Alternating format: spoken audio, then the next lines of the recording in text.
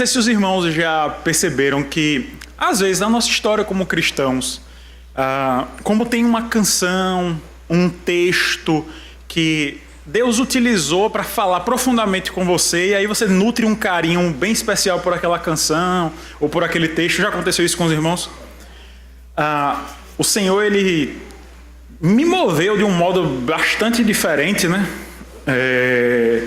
Justamente quando eu estava estudando sobre esse tema do culto doméstico. Então, se tem um tema que eu gosto, rapaz, e falo, e se deixar, a gente vai até 1h da manhã aqui. Então, eu já boto aqui porque eu me empolgo quando eu vou falar de culto doméstico. Então, irmãos, vamos lá. De manhã, o pastor quase que acertou o texto que eu iria utilizar na reflexão, né? Então eu usei o Salmo 32 e ele pegou o Salmo 51, mas hoje de noite ele acertou. Então vamos abrir Deuteronômio, capítulo 6, e a gente vai ler do verso 1 até o verso de número 9. Deuteronômio, capítulo 6. A gente vai se deter em 2 textos hoje, e um deles é Deuteronômio. Se os irmãos já quiserem deixar marcado aí o Salmo 78 também, é bom.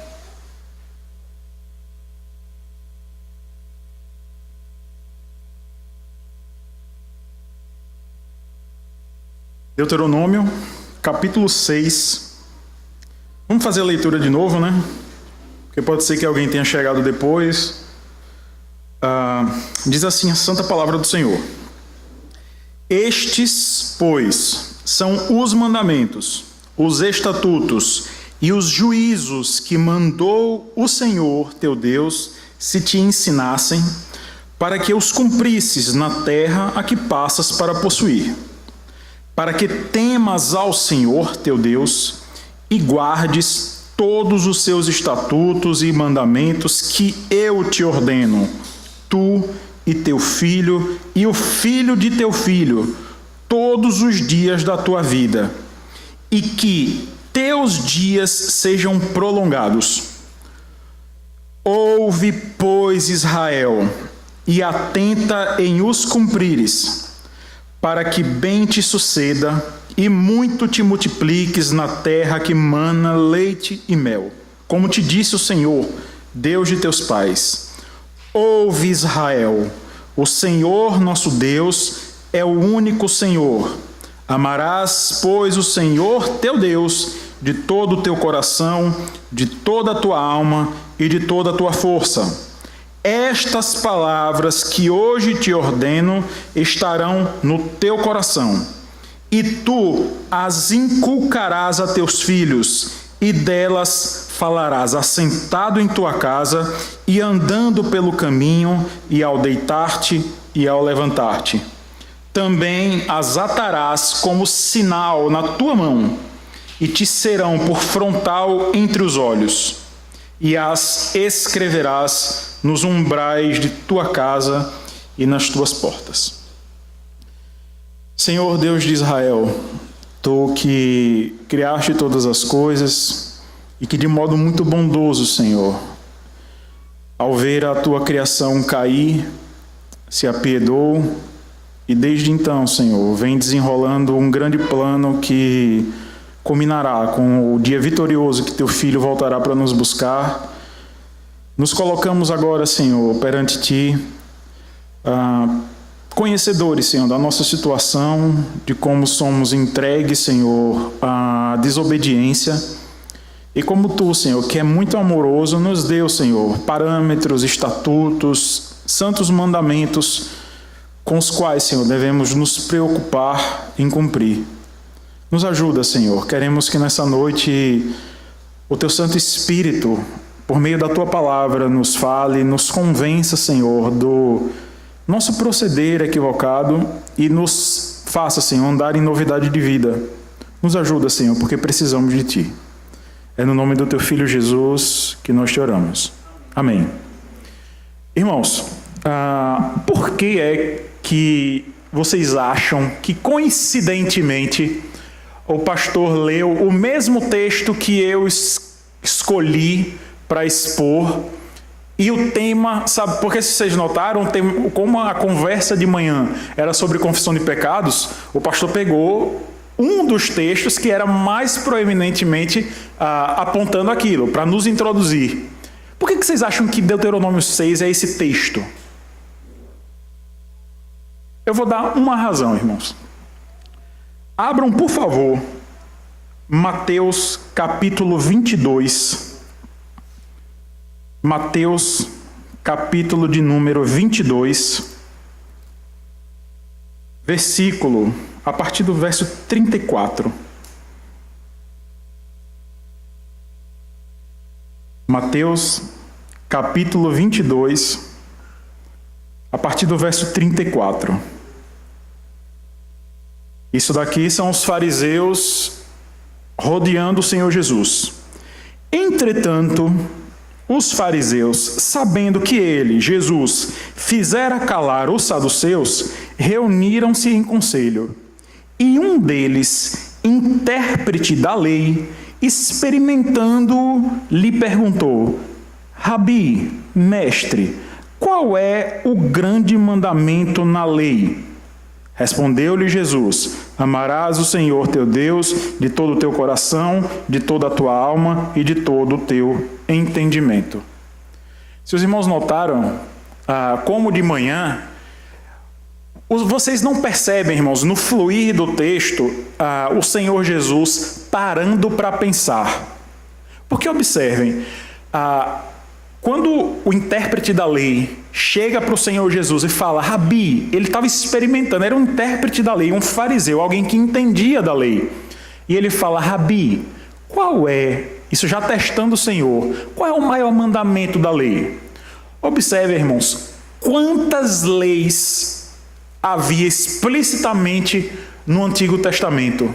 Eram muitas, muitas e muitas leis. E o intérprete pergunta, qual é o maior? Vocês veem o Senhor Jesus falando, peraí, deixa eu pensar. Vocês veem isso no texto? Na realidade, de novo, alguns comentaristas dão a ideia de que o fluir do texto no grego é de que, assim que o intérprete da lei pergunta, o Senhor Jesus já responde na lata, sem pensar. Tipo assim, quem descobriu o Brasil? Você já responde de cara, Pedro Álvares Cabral. A ideia é que aquilo já estava tão mastigado na cabeça do Senhor Jesus, que quando perguntam para ele qual é o maior mandamento da lei, ele já responde na lata, já responde de cara. Meus irmãos, esse texto, voltando para Deuteronômio, esse texto, ele é conhecido como, é uma oração que é conhecida como a Shema. Quando Moisés chama aqui, ouve Israel, esse ouve no hebraico é Shema, Shema Israel, ou seja, me ouve. Quando Moisés faz isso, é como se ele estivesse falando, voltem os seus ouvidos para aqui, porque o que eu vou falar agora é muito, mas muito importante. Essa oração, meus irmãos, é recitada ainda hoje por todo menino judeu, todo dia, todos os dias, todo menino judeu tem que recitar isso daqui. Ouve Israel, o Senhor nosso Deus é o único Senhor. Amarás, pois, o Senhor teu Deus de todo o teu coração, de toda a tua alma e de toda a tua força. Todos os dias ele tem que recitar isso. Tanto é que a nossa do meio, né, a enfesadinha, esse é um texto que a gente fez ela decorar rapidamente. Helena, Shema, ela já responde na lata. Porque o maior mandamento que existe na lei, que abraça os 4 primeiros mandamentos, é justamente esse: amar a Deus acima de todas as coisas. É assim que o texto paralelo lá em Marcos coloca. Isso, meus irmãos, é a base para todo o nosso entendimento a respeito do ensino que os pais têm que passar para os filhos e que os esposos têm que se preocupar em passar para a esposa. Diariamente, o marido judeu, ele tem que diariamente lembrar dentro de casa: ouve Israel, o Senhor nosso Deus é o único Senhor. Amarás, pois, o Senhor teu Deus de todo o teu coração, de toda a tua alma e de toda a tua força. Então não é por acaso que o pastor Eder escolheu esse texto. É a base do nosso entendimento, é a base do entendimento reformado sobre o culto doméstico. Junto com o Salmo 78 e com Deuteronômio, se os irmãos forem andar só um pouquinho, Deuteronômio capítulo de número 11, os irmãos vão ver no versículo de número 19, os irmãos vão ver de novo Moisés repetindo isso. Ensinai-as a vossos filhos, essas palavras inteiras, né? Ensinai aos vossos filhos, falando delas, assentado em vossa casa e andando pelo caminho, e deitando-vos e levantando-vos. Escrevei-as nos umbrais de vossas casas e nas vossas portas. E existe um objetivo para isso, e o próprio Moisés coloca: para que se multipliquem os vossos dias e os dias de vossos filhos na terra que o Senhor, sob juramento, prometeu dar a vossos pais. Deixa eu só traçar um contexto, irmãos, onde é que esse texto está colocado. O livro de Deuteronômio, ele é a repetição da lei. O povo sai do deserto, lá no livro de Êxodo, isso está retratado. O povo sai do Egito, fica peregrinando durante 40 anos, e durante isso Deus vai ordenando as suas leis. Então a gente vê isso no livro de Números, vê isso no livro de Levítico, e aqui o povo judeu está na Cisjordânia, além do Jordão, não ainda havia entrado para conquistar a terra, e o Senhor, conhecedor que aquela nova geração, aquela geração que estava ali, prestes a entrar na terra, não tinha escutado Moisés falando a lei pela primeira vez, porque o Senhor deu os 10 mandamentos lá em Êxodo capítulo 20. É assim que o povo sai do Egito, 50 dias, para ser exato. É por isso que o dia de Pentecostes cai nesse dia. 50 dias depois do povo sair do Egito, o Senhor dá a lei, dá os 10 mandamentos para o povo, e aqueles que estão ali ouvem os mandamentos. O povo passa 40 anos peregrinando e sobrevive alguém? Quem é que entra na terra só? Só Josué e Caleb. Então ninguém mais daquela nova geração tinha escutado a lei ser dada. Então o Senhor, sabedor disso, olha, vocês vão entrar na terra que eu prometi a seus pais. Esses que morreram no deserto porque me afrontaram, porque duvidaram de mim, que eu cuidaria deles, que eu poria mesa para eles no deserto. Esses que duvidaram pereceram. Vocês vão ter que escutar a lei de novo. Então, os 4 primeiros capítulos de Deuteronômio, se os irmãos forem ler, é justamente Moisés repetindo toda essa história. E quando chega no finalzinho do capítulo 4, voltem só uma página aí, irmãos. Moisés está contando a história da lei, né? E quando ele começa o capítulo 5, a primeira coisa que Moisés faz é o quê? Repetir os 10 mandamentos. A lei está sendo dada de novo ao povo. A gente vive um contexto, irmãos, que mesmo dentro do presbiterianismo a gente tem uma aversão pela lei, um ódio de fato, ou um desprezo pela lei, quando o Senhor ele tem em alta conta a própria lei dele. Não se enganem, meus irmãos, a lei de Deus reflete a moral que Deus quis nos revelar. É o comportamento que Deus prescreveu para o seu povo. Então, os princípios da lei nunca vão morrer.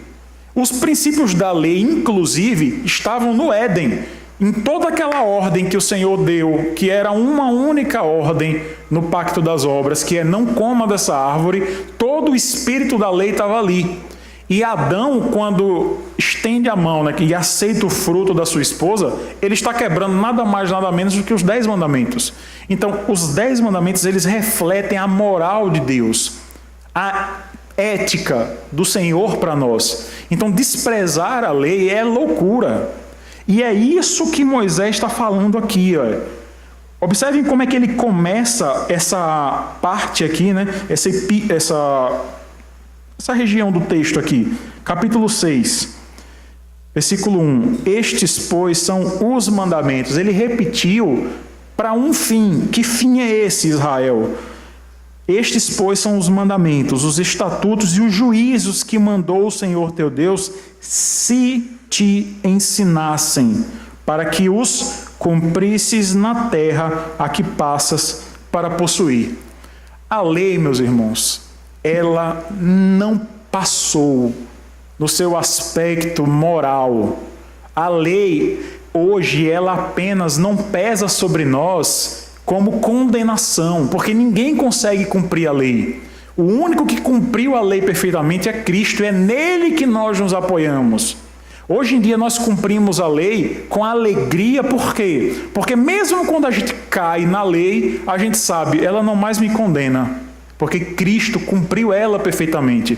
Mas significa com isso que eu posso desonrar o meu pai e a minha mãe?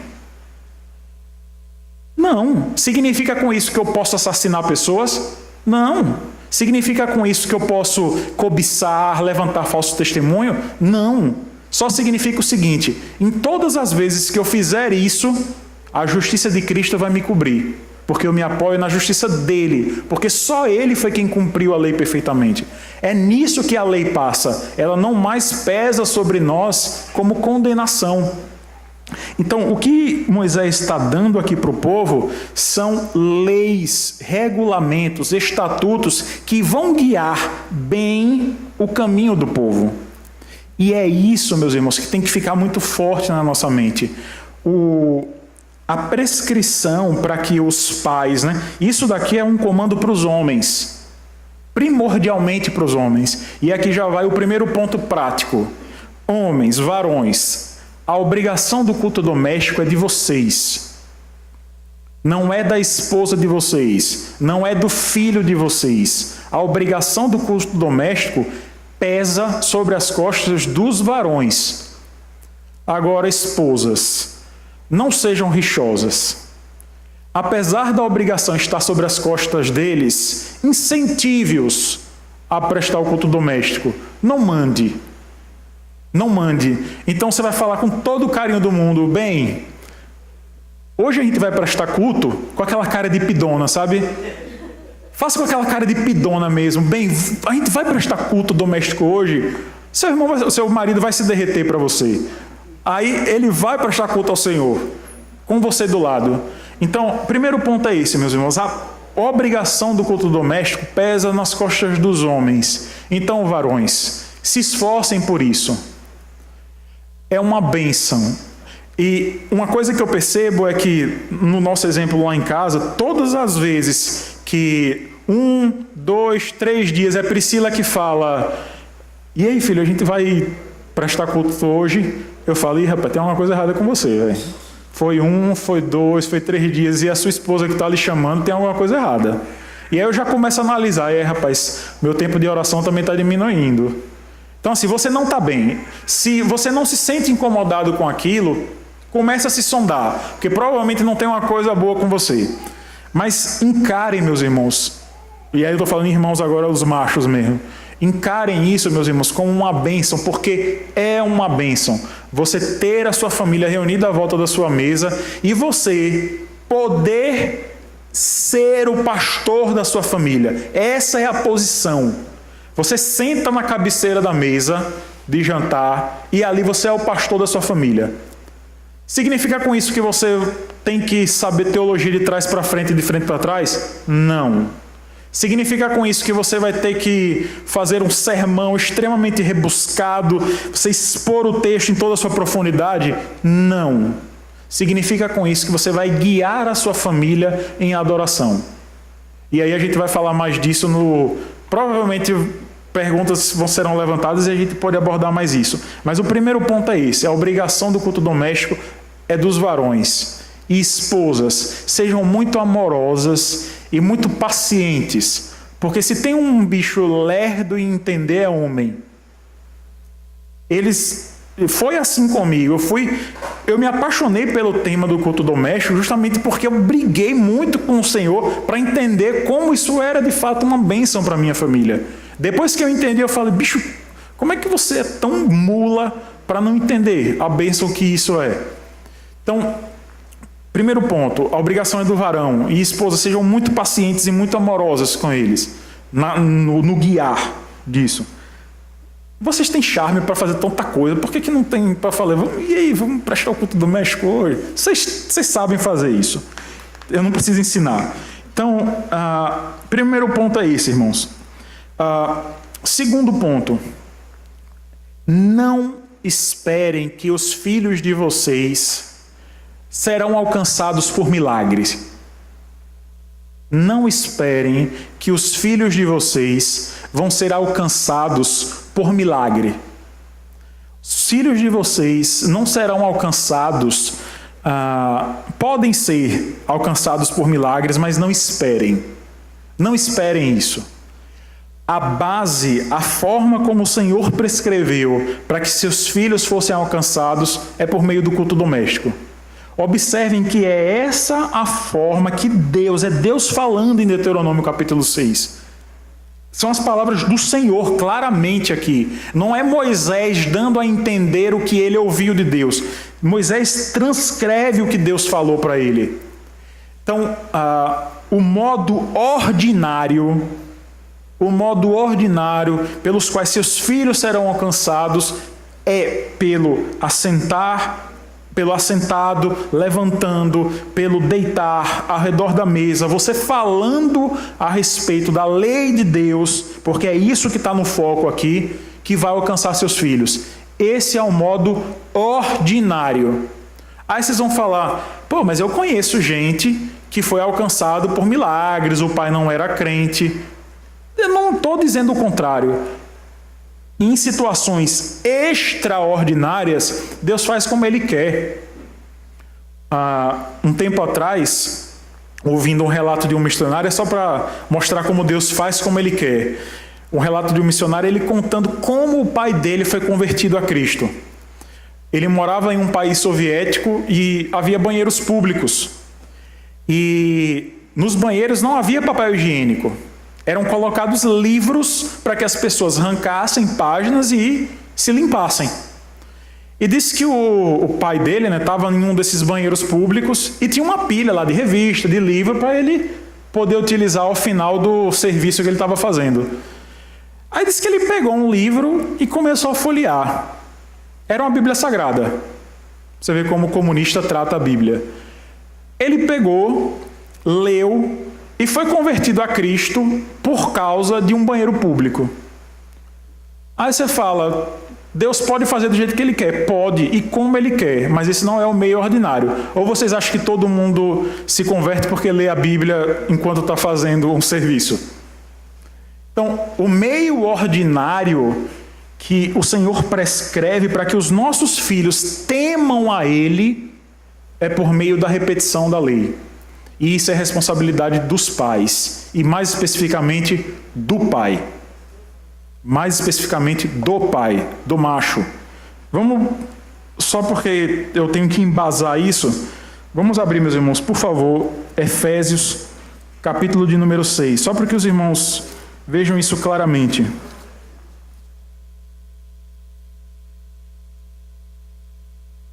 Efésios, capítulo de número 6.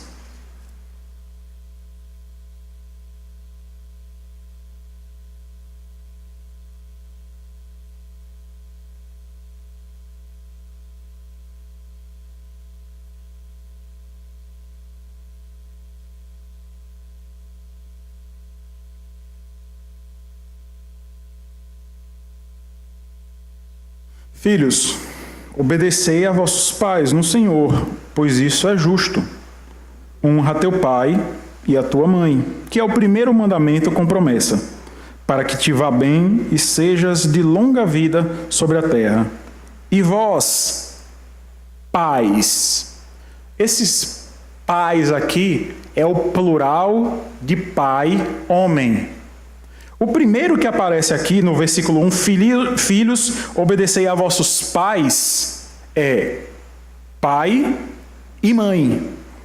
Aqui no verso 4, Paulo está dando uma ordem para todos os machos. Então, e vós, machos que têm filhos, não provoqueis vossos filhos a ira, mas criai-os na disciplina e na admoestação do Senhor. Então, significa com isso que as mães não têm papel na educação dos filhos? Não. Significa que o papel de supervisor nisso tudo é de quem? É do pai. Se algo está dando errado na criação dos filhos, pode ter certeza, irmão. Aquela mãe, não é a mãe não, é o pai. O problema é o pai. Mas a mãe é muito permissiva. Não, o problema é do pai. Do pai. E acabou. Casamento está dando errado, de quem é a culpa? É daquela esposa. Não, é do marido. Mas o marido é tão bonzinho. Não, o problema é do marido. O problema, meus irmãos, é sempre do macho. Sempre. Aí as irmãs vão se encher de alegria aí, né? Não se encham não, meus irmãos, fiquem tristes. Porque o problema é da condução do marido. Sempre. O problema é da condução do marido. Ele é o responsável. Aí vocês falam, mas... sabe por que é? Vocês são pecadores. Vocês pecaram originalmente. Foram vocês que comeram o fruto. E por que vocês são pecadores? A culpa não é minha. Observe, irmãos, o problema é sempre de representação. Na teologia reformada, a gente tem uma parte da teologia que a gente chama de teologia federativa. E o problema sempre... todos os desajustes que acontecem na família, se forem muito graves, pode ter certeza, é o marido que está desajustado. Porque é ele quem tem a obrigação de pastorear a sua esposa, se ela for uma pessoa... O problema é dele, é ele que não está sabendo guiar a sua esposa. O filho é um maluco, o problema foi dele. Se ele, enquanto está sob o poder dos pais, faz o que quer, o problema é do pai. Observem que quando vai falar da qualificação dos presbíteros, quando Paulo vai falar da qualificação dos presbíteros, ele diz que um dos pontos é que os presbíteros façam o quê? Criem bem os seus filhos. Porque se ele não criar, o que vai acontecer? Aquilo dali é motivo impeditivo para ele ser um presbítero. Porque a culpa é de quem? É da mulher dele? É dele. Mas isso a gente chega em uma outra conversa. Talvez isso seja melhor no acampamento de homens, né? Para as irmãs não ficarem muito encorajadas aqui. Então, primeiro ponto, irmãos. Homens, assumam essa responsabilidade com muita alegria. Com muita alegria, sabe? Porque o Senhor está dando a responsabilidade, mas muito mais do que isso, o grande privilégio de você ser o pastor que vai ser usado por Ele para converter uma alma a Cristo. Vocês já pararam para pensar como isso é um grande privilégio? Muitas vezes a gente ouve assim, né? Rapaz, eu me converti numa pregação do pastor fulano de tal. E aí a gente nutre, né, um amor por esse pastor e tudo mais. Lembra com saudosismo dele. Observe que o pastor que Deus ordenou ordinariamente para que crianças fossem convertidas, para que adultos, depois de um tempo, se tocassem, é o pai. É porque é ali que ele vai ouvir da lei. É o pai dele, dia após dia, lendo a Bíblia com ele, explicando a Bíblia com ele, corrigindo os comportamentos errados dele. É com isso que o Senhor vai utilizar ordinariamente para converter o coração daquela criança a Cristo. Não é de outro modo, irmãos. Ordinariamente. Muitas vezes a gente atribui, joga um peso, né, terceiriza para a igreja a educação religiosa, a educação de piedade dos nossos filhos. Isso não é tarefa ordinária da igreja. Isso é tarefa ordinária dos pais, e mais especificamente do macho. É sobre ele que o Senhor colocou essa responsabilidade e é nas mãos dele que o Senhor deu esse privilégio. De, quem sabe, no meio de um culto doméstico, o seu filho falar: pai, eu entendi que eu sou um pecador e só o Senhor Jesus Cristo é que pode me salvar. Rapaz, eu sonho com isso, eu sonho com isso um dia que talvez minhas filhas se convertam no meio de um culto doméstico. Porque eu vou falar, rapaz, eu fui o cara utilizado por Deus para que todo dia lia na cabeça dela, até que uma hora o Santo Espírito, no tempo dele, se ele quiser, vai falar, olha, acorde, cai as escamas dos seus olhos aí. É assim, meus irmãos, que os homens têm que encarar o culto doméstico. É ver que até a autoridade para que ele exorte e admoeste o seu filho vai estar naquele texto que ele leu 2 semanas atrás, e o filho agora está pecando.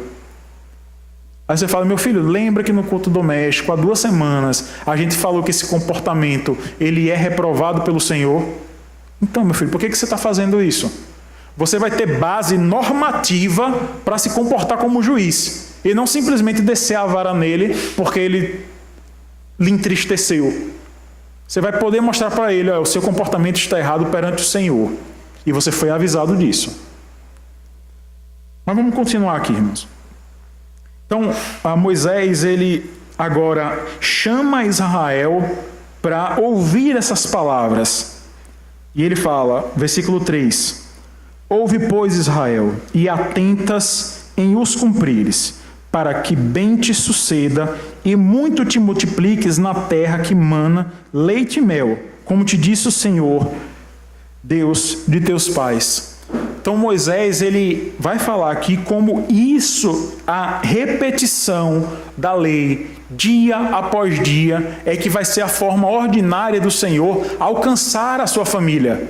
É por meio da repetição da lei que o Senhor vai mostrar para a sua família qual é o comportamento correto. Não é esperar pelo sermão do domingo. Todo dia tem que ter um sermão dentro da sua casa. E quando eu disse, irmãos, que o meio ordinário para que o Senhor salve o seu filho não é por milagres, eu vou mostrar isso. Vamos abrir agora, por favor, lá no Salmo 78. Salmo de número 78.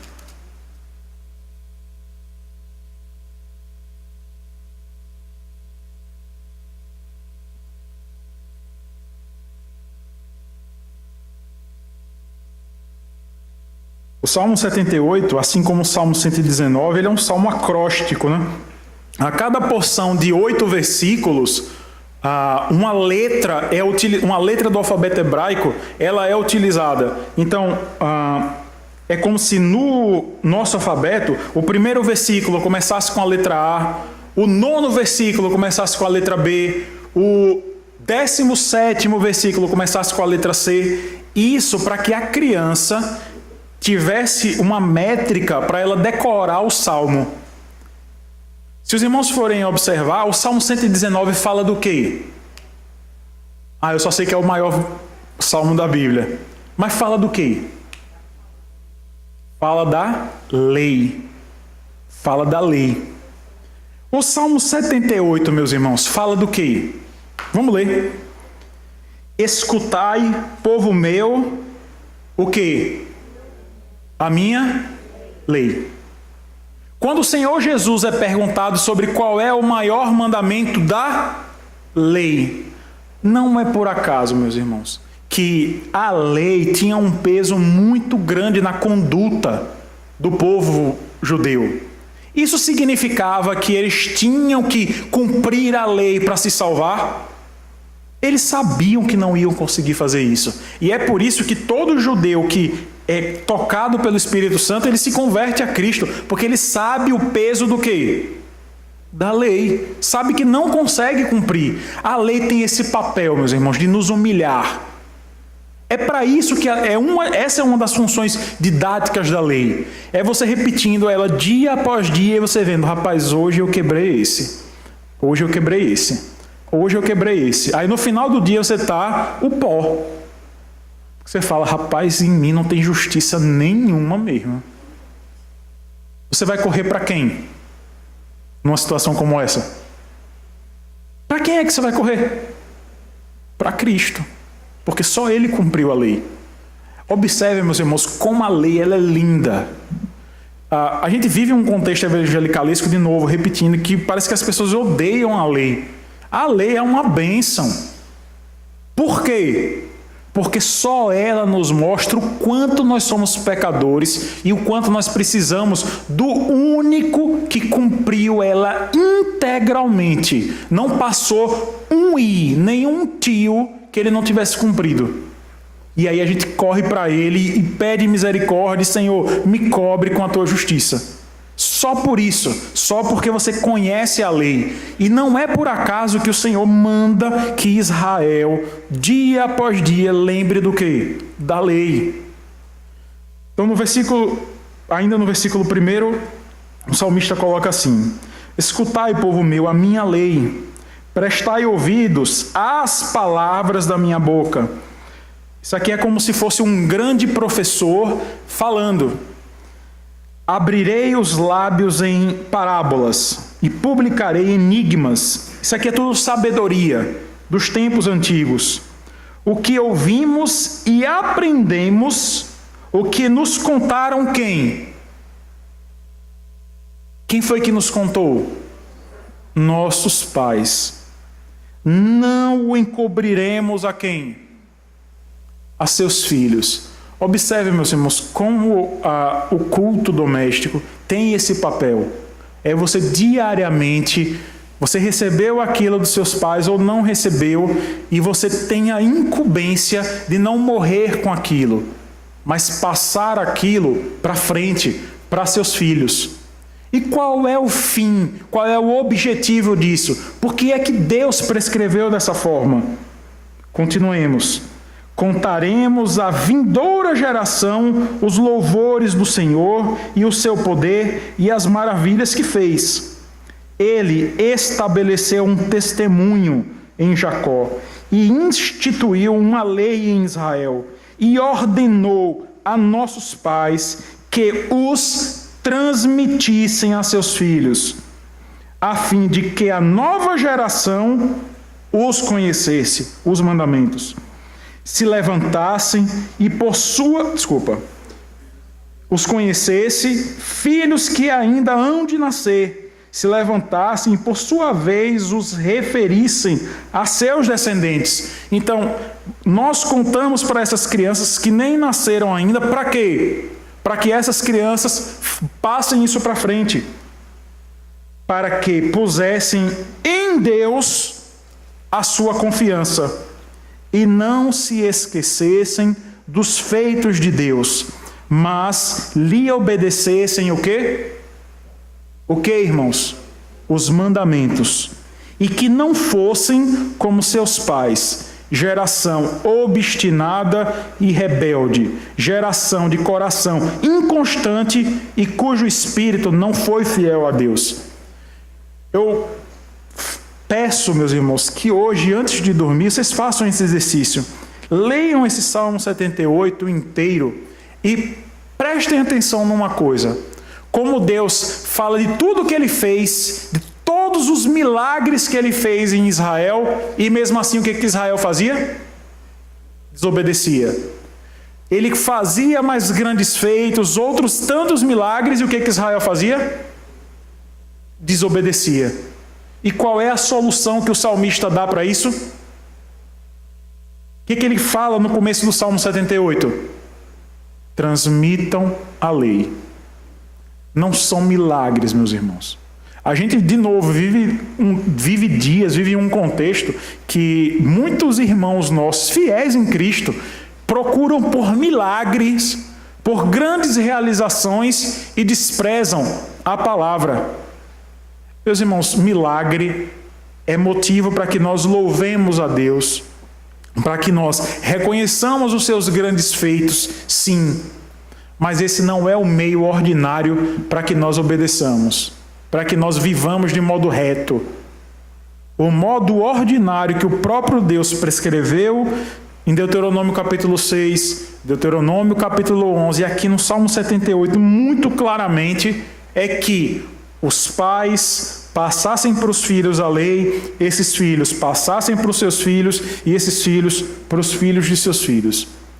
Essa é a forma ordinária, meus irmãos, com que nós vamos alcançar as futuras gerações. Não é por meio de milagres, não é por meio de grandes feitos, é por meio de uma repetida e insistente realização do culto doméstico. É dessa forma, meus irmãos, que a gente vai ver nossos filhos ordinariamente fiéis a Deus e os filhos dos nossos filhos fiéis a Deus e a segunda, terceira e quarta geração.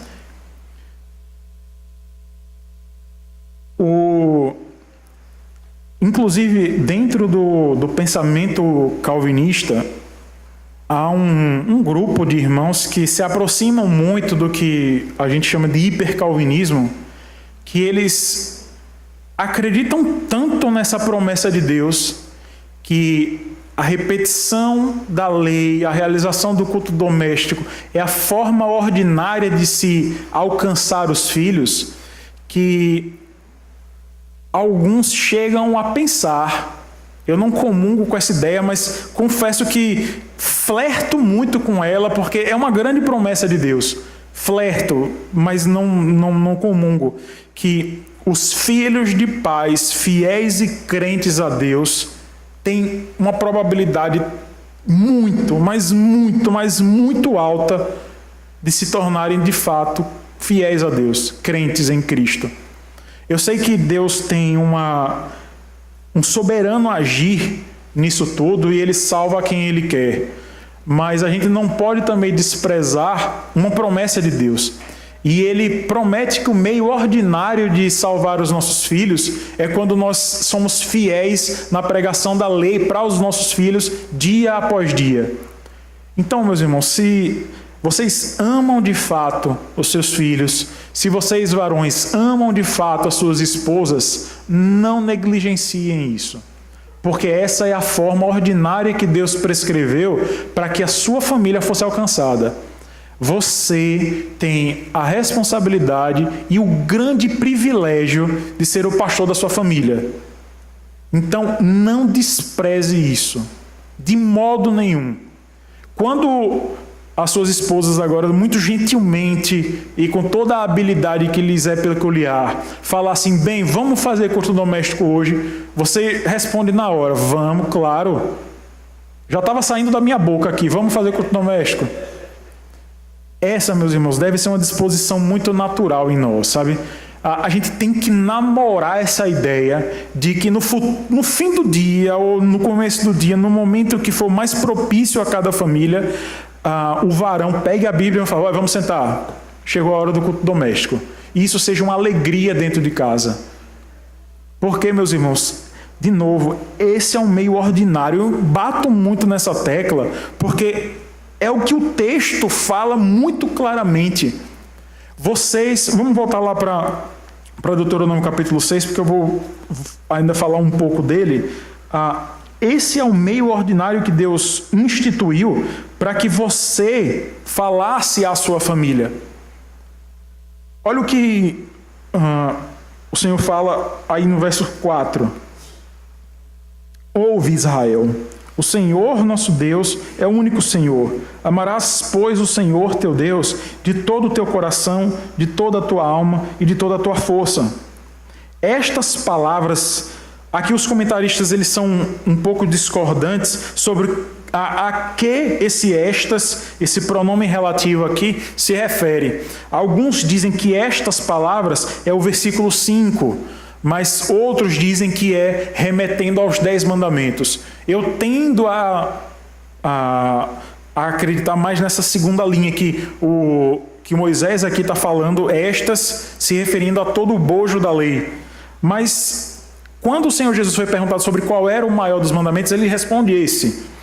Então, versículo 6, estas palavras que hoje te ordeno estarão no teu coração. Esse é um ponto, irmãos. A palavra no original, que é traduzida aqui como coração, é essa região do ventre. Era onde os judeus entendiam que estavam os sentimentos. O que Moisés está falando aqui, a palavra é traduzida muito bem para o nosso contexto.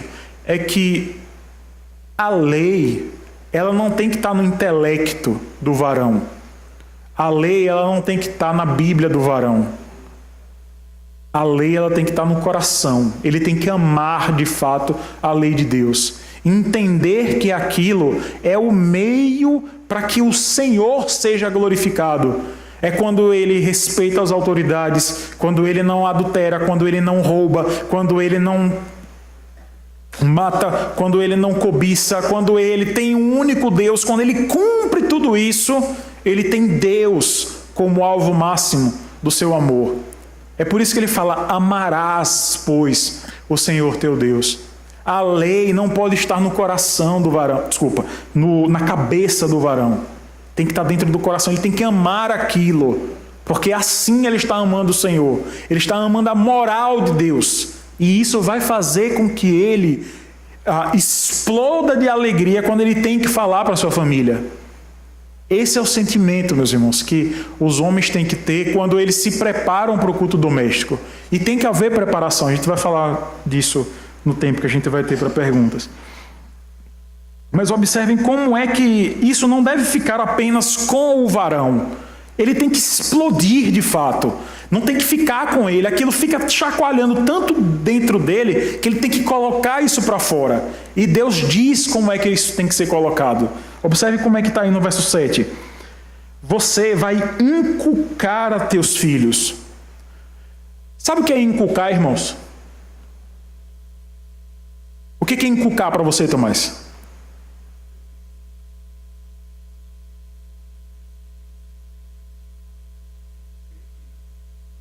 Alguém mais tem alguma ideia do que seja inculcar? Colocar na cuca, né? A ideia, irmãos, de inculcar é a seguinte: quando você vai olhar a palavra no original que Moisés utilizou aqui, pense na seguinte imagem. Você tem um prego desse tamanho e um martelo desse tamanho. Pega esse martelo, ponha na cabeça do seu filho e bata, bata, bata até entrar.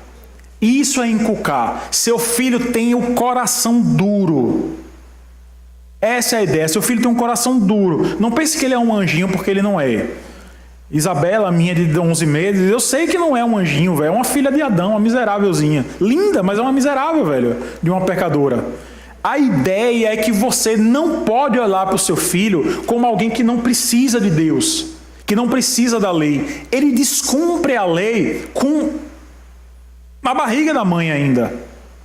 Então a ideia aqui que Moisés está dando é que você deve de fato bater a lei na cabeça do seu filho todo dia, todo dia, todo dia, porque ele é propenso a esquecer dela. Quem é pai aqui sabe, né? A gente fala para o nosso filho: ei, não bota o dedo na tomada. Aí você vai na cozinha e só ouve o grito. Por quê? Por que foi? Porque ele botou o dedo na tomada. Seu filho é propenso a desobedecer a lei de Deus. Ele é assim. Então não é, o que o Senhor está falando é: não desista. Inculque. Bata a lei na cabeça dele o dia inteiro, todo dia. Mas ele continua: tu as inculcarás. Essas palavras você tem que inculcar a teus filhos. E delas você vai falar onde? Assentado em tua casa e andando pelo caminho, quando ele for deitar e quando ele for levantar. A ideia aqui, meus irmãos, é que não passe um instante do dia do seu filho, da sua família, sem estar com a lei falando dela o tempo todo. O tempo todo. Não é aquele cara chato que vai falar assim: Alice, qual é o 5º mandamento? No meio do dia. É você, meus irmãos, lembrar de como essa lei é bela e de como ela se aplica à vida dele o dia inteiro. É você mostrar a beleza dela para o seu filho. Você não tem que parar simplesmente no momento do culto doméstico, falar a lei e depois se comportar como se você fosse um ímpio dentro da sua casa. É você estando no seu escritório fazendo alguma coisa e o seu comportamento refletir a lei de Deus. você sofrendo uma afronta por qualquer pessoa dentro de casa e você falar com seus gestos a respeito da lei de Deus. Um filho, um outro filho, né, um irmão dessa criança, fazendo uma coisa errada e você não simplesmente sentando a porrada nela, sem falar para ela: filho, qual foi o mandamento que você quebrou? Se você bateu no seu irmãozinho,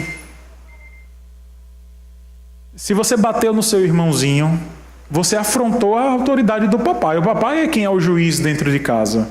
Se ele fez algo contra você, você tem que fazer uma reclamação formal para o juiz. Ele é quem vai julgar a causa. Você afrontou a minha autoridade, você quebrou o 5º mandamento. Quando você foi diante do seu irmão e quis agredi-lo, você matou o seu irmão. É assim, meus irmãos, que você tem que acusar o pecado do seu filho. E é isso que o Senhor está falando. Tu as inculcarás e falarás dela, sentado dentro de tua casa, andando pelo caminho, quando ele estiver deitando e quando ele estiver levantando. A lei de Deus tem que ser uma constante dentro de sua casa. Uma constante. Esse é o modo ordinário que o Senhor vai alcançar os seus filhos e a sua família. E o Senhor, ele continua dizendo: também as atarás como sinal na tua mão. Os judeus levavam isso tão ao pé da letra, que eles pegavam umas... Não sei se vocês não já viram no bar mitzvah das crianças de 13 anos, eles enrolam uma fita e aqui na mão fica uma caixinha com um versículo bíblico, que é justamente Deuteronômio 6,4. E eles usavam uma caixa com uma fita também de couro amarrada aqui entre os olhos, na testa, porque eles levavam isso ao pé da letra. Mas o que o Senhor está falando aqui é que o que a mão faz, irmãos? É o símbolo do gesto, né? É o símbolo do agir. Enquanto que a sua cabeça é o símbolo do seu o quê? Pensar. O que o Senhor está fazendo é o seu agir e o seu pensar deve estar cativo à lei. É assim que você deve pregar aos seus filhos. Não é simplesmente... Observe que ele não fala com a boca. Falar com a boca é antes. Tu falarás dentro da tua casa. Mas não é simplesmente um discurso da boca para fora. Com o seu agir e com o seu pensar, você também prega para os seus filhos. E ele continua: e as escreverás nos umbrais e nas tuas casas. Ele também fazia isso de modo literal. Eles escreviam um versículo e colocavam de uma caixinha dentro da casa, no umbral, né, da porta. E o que o Senhor está querendo mostrar nada mais é que uma pessoa que passa pela porta da sua casa, ela tem que saber que aquela família é uma família que respeita a lei. Então, irmãos, eu queria com esse texto, né, mostrar a relevância, a importância, a obrigação e o grande privilégio que cada família tem e que cada varão tem de conduzir a sua família no culto doméstico. Não pensem, meus irmãos, que isso é um peso. No começo, toda e qualquer obrigação é um peso. Eu lembro que o pastor Doeda, quando a gente era mais jovem, né, ele falava uma coisa mais ou menos assim, né? Ainda deve falar hoje, porque ele falava isso muito. Deus manda você obedecer e você não quer, obedeça sem querer, mas obedeça. É uma obrigação. Obedeça. E com o tempo, meus irmãos, podem ter certeza, o Senhor vai dar prazer para você. Vai dar prazer de, por exemplo, seu filhinho pequeno já recitar um versículo que ele aprendeu dentro da sua casa. De quando o pastor fala: meus irmãos, vamos abrir em texto tal. Seu filhinho chegar para você e falar: papai, é aquele texto do culto. Meus irmãos, isso enche de alegria. Isso deve de fato mover você a olhar para o culto doméstico não como uma obrigação. No começo você vai olhar assim: mas obedeça, porque Deus vai lhe dar prazer naquilo. E os frutos certamente vão vir, porque nosso Deus é fiel, irmãos. A gente, presbiterianos mais conservadores, né, são taxados como os caras que não têm alegria nas coisas de Deus, né? Meus irmãos, se você tem que ter uma alegria muito grande que um presbiteriano conservador, né, tem, é de fazer o culto doméstico, sabe? Essa é a forma que você vai ver sua família crescendo, sua família se dobrando perante o Senhor, e você, varão, tendo autoridade de fato. Só vou falar de um ponto aqui, que eu lembrei agora, nem preparei isso. Lembram que quando o Senhor Jesus pregava nas sinagogas, uma vez em específico, falaram assim: ele fala como quem tem o quê? Autoridade. Significava com isso, irmãos, que os fariseus, eles não tinham autoridade civil dentro da sinagoga? Não, porque eles tinham, mais do que o Senhor Jesus, inclusive. Mas o Senhor Jesus vivia aquilo que ele falava. Quando seus filhos começarem a perceber que você se emenda publicamente perante ele, quando você lê o texto e você pede perdão a ele, em culto particular, em culto domiciliar, porque você fez algo errado contra ele e você foi exortado pela palavra, vejam o poder que isso tem. É você convencido pela palavra, o Santo Espírito lhe convencendo, e você pedindo ali mesmo no culto doméstico: filho, perdoa, porque papai fez errado contra você. Pecou contra o Senhor e pecou contra você. Não despreze, meus irmãos, não despreze. Eu falo muito apaixonadamente desse tema, porque eu percebo, sabe? E assim, eu não quero que os irmãos se guiem pela minha experiência, vivam isso. E vocês vão ver como isso tem o potencial de ser uma bomba dentro da casa de vocês. Que o Senhor nos abençoe, meus irmãos.